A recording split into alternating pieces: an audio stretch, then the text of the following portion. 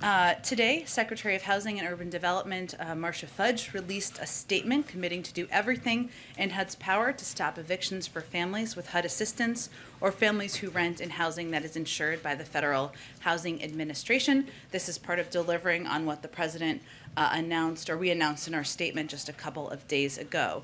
And while the emergency rental assistance funds are in the hands of state and local governments, one of the critical roles that the administration can continue to play is to act as a leading hub to convene states and cities and to share best practices, as we have done at 2 major eviction prevention summits. So this morning, Treasury published examples of simplified forms that are being used effectively by emergency rental assistance programs around the country. I think Ebony may have asked a version of this yesterday, a question about this, but Treasury has repeatedly discouraged undue documentation burdens that limit access for eligible families and is sharing these example forms to make it easier for state and local governments to put that into practice.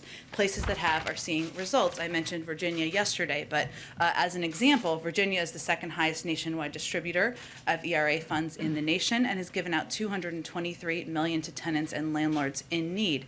Virginia followed Treasury's guidance to eliminate documentation burdens that slow down application processing for eligible families, and the state was able to significantly cut down application processing times by streamlining what is often the most time-consuming part of the eligibility verification and a barrier for people applying. So this is a process that we're trying to share best practices, and the Treasury Department is trying to simplify these forms to make it easier for families.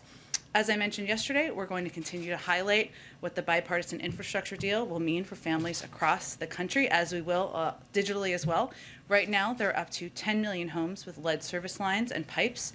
Children in up to 400,000 schools and child care facilities are at risk of exposure to lead. For kids, high exposure to lead can negatively affect academic performance and can lead to cardiovascular disease later in life. And the President clearly thinks that's unacceptable, as do a number of members of Congress. And that's why the deal makes the largest investment in clean drinking water in American history, replacing all of the nation's lead pipes and service lines from rural towns to struggling cities. The deal invests in water infrastructure across America, including in tribal nations and disadvantaged communities that need it most. I wanted to also take a moment to recognize the passing of Pentagon Force Protection Officer George Gonzalez, who was tragically killed yesterday in the line of duty. His life was one of service, a veteran of both the police and the military. He served the Federal Bureau of Prisons, the Transportation Security Administration, and the United States Army, where he was awarded the Army Commendation Medal for his service in Iraq. He lost his life protecting those who protect the nation. We mourn his loss and offer condolences to his family. 2 more short notes, hopefully helpful. This morning at the White House, as part of our ongoing efforts to do everything we can and engage everyone we can to encourage vaccinations, Surgeon General Dr. Vivek Murthy and members of the White House COVID-19 response team convened a historic gathering of all living former U.S. Surgeon Generals, including Dr. Antonia Novella, Dr. Jocelyn Elders, Dr. David Satcher, Dr. Richard Carmona, Dr. Regina Benjamin, and Dr. Jerome Adams.